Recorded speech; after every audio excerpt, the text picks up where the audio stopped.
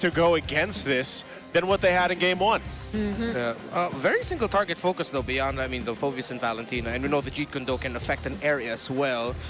I think they're just playing fast, man, going for picks. Yeah. I can imagine the Flicker Dark Waves and the Jeet Kune Dos. Yeah, go with Cho.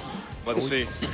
Let's see. You guys let us know in the chat below if this is going to be a sweep for TLPH and they go 8-0, or are we going to see a game at 3 upon us to open up week 5 here? Let's jump into the Land of Dawn. It's game 2 between Team Liquid of Philippines and Aurora Gaming here, our epic rivalry. Okay, so one thing I'm going to be looking at is if harkening back to their matchup against Onyx Philippines last week, will it get to the point where somewhere in the mid-game, Rora's lineup will just have a difficulty taking down the Uranus. Now, there is a Harley for the side of Aurora, so that might be the thing. Carl TZ now packing the Marksman emblem talent.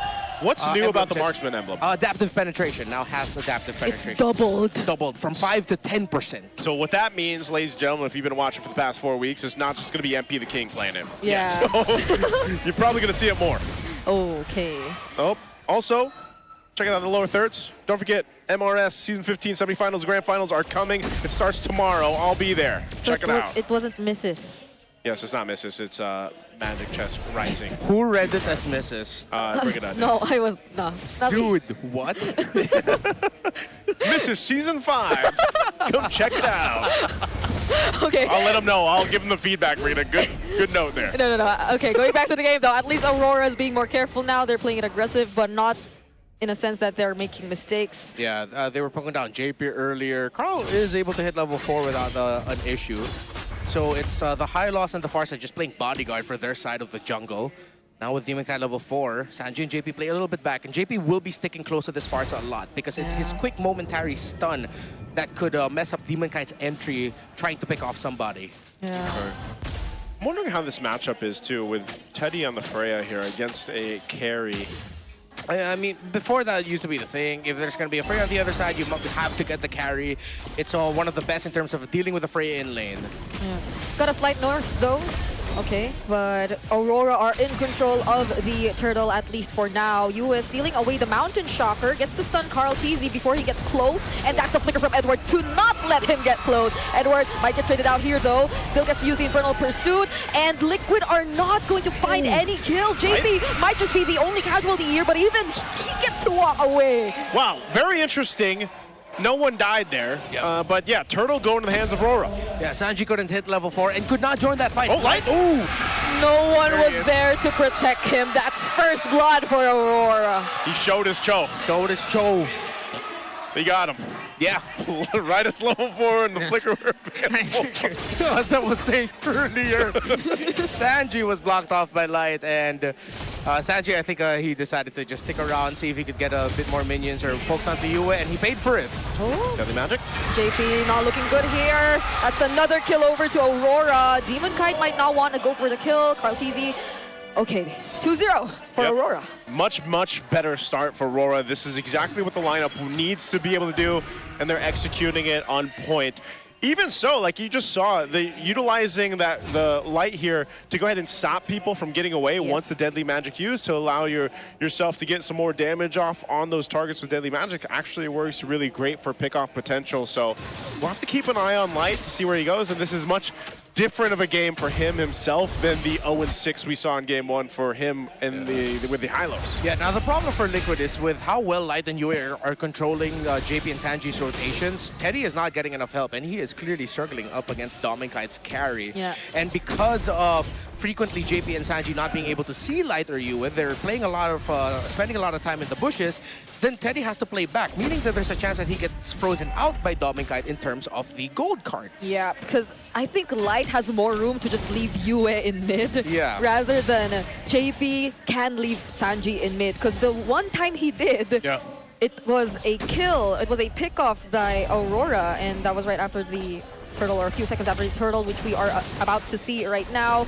Yue with the pokes. Oh, Light jumping on in, half health. Light gets stunned, and that's going to be first kill for Team Liquid Philippines. Teddy Boundary Descent, joining in as well, together with the better airstrike, zoning out Demon Kite, but who gets the turtle? It's going to be Sanford, and another kill over to Liquid. It's Edward, and a flicker again, forcing out that flicker from UA as well. Sanford miraculously getting that last hit on the turtle. If I was Aurora, I would be so annoyed. Yeah. Carl DZ, Demon Guy, both of their red trees too early, and it was the Ionic Edge. What the heck? But before that, let's put a little bit of focus on the Carl TZ here. He was able to traceless out. By the time he saw that the light was getting ready to enter in, was able to dish out the boat toss with the Mountain Shocker to get a bit more of a stun onto the Cho, punishing Light's attempt at the initiation. Yep. Then that led to Team Liquid Philippines having getting to buy a little bit more time with Teddy to be able to entry, forcing RORA a bit back, and somehow Team Liquid getting the turtle. It's actually really interesting because before that turtle broke out, I think Sanford completed the Radiant Armor, and then it just seems like that changed so much of what he was actually able to go ahead and tank up against RORA here. So, you know, they built up a little bit of a lead earlier on. Well, now that's pretty much dissipated. The glowing wand is picked up by SANJI, so a lot of these first items are being picked up. There's Light. Oh, doesn't have anyone with him though, but it's enough to not let SANJI join this fight happening down bottom. JP will get picked off here, but Teddy gets to walk to safety. Yeah, it's a zone out. SANJI couldn't join and help in the bottom lane, and JP pays for it. Teddy loses his tower and is forced to go back, while Carl TZ will single-handedly push the one up top. No kick for Light, as he did use it onto SANJI, so Sanford knows it. Yep, okay, so they're trading across the map. They won't let that go, but that was a great zoning by Light. Now, leading into this, look how much gold the Domenkite has farmed up, and this is what Renmar was mentioning in the lane against Teddy's Freya. Domenkite pretty much had free reign. He's now pretty much online, I would say, nearly to the second item. And then he's going to start to be a threat. Yes, he still needs that Trinity usually for the carries, but this is where we start to see the carry come into play. This is why they're all on this top side towards this turtle. Last one of the game. Fighting for space here. Let's see what ultimate UA is able to get, but Light's going to hunt down SANJI. Oh. Half health on the turtle. Not using the Purify just yet though, but Edward already going in with the Infernal Pursues. Retribution won by Carl TZ, but SANJI gets picked off. Light too tanky, but he's finally taken down. Edward too, the only man left on the other side of the map as JP and Sanford go in for the zone. Sanford tanking in so much damage, but that's going to be a 1-for-2. Wow, great zone out by Sanford on that Uranus, stopping the response by RORA. And Carl TZ, yeah, YSS still good in the jungle. Oh, they're still going for it. UA gets taken out by Teddy, plus a turret for Liquid. Wow, that was layered so well to go ahead and get that turret. Flying Clouds once again to bring Light to this fight, but right now it looks like Team Liquid, oh no, they could be in trouble. Oh, great initiation from Aurora here, coupled with the Way of the Dragon. Sanford gets taken down, and that's a disengage. Oh my goodness, Demon Guy finds SANJI too! Okay, just as Team Liquid Philippines get big wins, it's Aurora clapping back. Liquid overstaying. Well, SANJI didn't overstay, he just got caught out there by Demon Kite. But Sanford and Teddy, what were you guys doing in the mid? Yeah, Why was that happening? That's why I was really interested after that tier 1 turret, why they decided to go ahead and stay there. So SANJI is just having a really difficult time on the Farsa. But again, remember, a lot of the bans were towards SANJI to be able to pick up. And this Farsa is still one of his better options to go ahead and take. Purify will be back up here shortly. Carl TZ. Okay, there was Sanford on the other side. Okay, oh, the flicker for Demon Kite cannot escape this. You can't escape Sanford. They might have to re-engage here. Whoa. That's an L-shaped, glorious pathway, both from Aurora and Team Liquid, but they're going for the chase. Aurora do not want to fight, though. That was just great teamwork by Sanford and Carl. Good read. And then they now continue with the orange buff. Gets last hit by Carl. Whoa. Yeah, he grabbed that. So we're seeing a YSS in the jungle work once again, but it's in the hands of the GOAT. So we'll see if we see it more from our other teams here in MPL Philippines. But TLPH set themselves up for a little bit of an advantage to lead into this Lord now that it's up. But let's look at RORA, what they're potentially able to do here. There is good damage coming through from Domenkite and UA, especially, again, whatever UA decides to take for an ultimate. Most of the time it's been the Feathered Airstrike. It pairs really well with the game plan here from RORA. So TL still has to really respect what RORA can throw at them. They are going to go ahead and start this Lord up. Well, RORA gets some position. We got to keep an eye on Demon Kite as well. But Light has been the guy forcing himself to have this start happen here. So half health now, Lord being held by Sanford. We'll see if RORA just goes for a pick. They could potentially just go for a numbers advantage. Mountain Shocker already used alongside the Glorious Pathway. US still not finding an ultimate to steal, but Teddy finds the last hit on the objective. Sanford once again with the zoning, and Edward trying to do the same, but this time Edward, he cannot handle the damage coming in from Liquid. I'm trying to wait and see the retributions. Demon Kite used his, so I know the core items have been achieved. But okay, let's just assume Carl got, okay, he did get to use his retri. They're both at the same time. It just happened again. Ooh. That somehow it was the non-junglers that got the last hit onto the major objectives. And it hurts even more now for Aurora because that was the Lord and they lost bodies. This is going to be a lot of map coverage for Liquid. So they make a call to force Light and Dominic to hold onto that tower as much as possible. Oh, they're actually going to go ahead and take quite a bit down here of real estate on Aurora's side of the map. Tier 2 turret up top falls. The Lord is making its way. Tier 2 in the mid is going to be the next to fall down as they lost the bottom as well. So they hold on to the base turrets. They're just going for the shields. That might be all TL gets unless they start something else. But it looks like it's going to be cleared out. Oh, Domikite's damage is there. So they'll keep Team Liquid from taking down a base turret for now, but all the holy defense of the shields go down. So unfortunate to be in the spot of Aurora right now. Much better compared to game number 1. More competitive and exciting game number 2. But 2 times, somehow it was the side laners of Liquid that got the last hit onto the major objective. It's honestly like a feels bad man moment for them. Yeah, it's something that you just don't expect to happen, but it did. And now Aurora facing down a base defense here. Mid-turret looks to go down as TL will take it.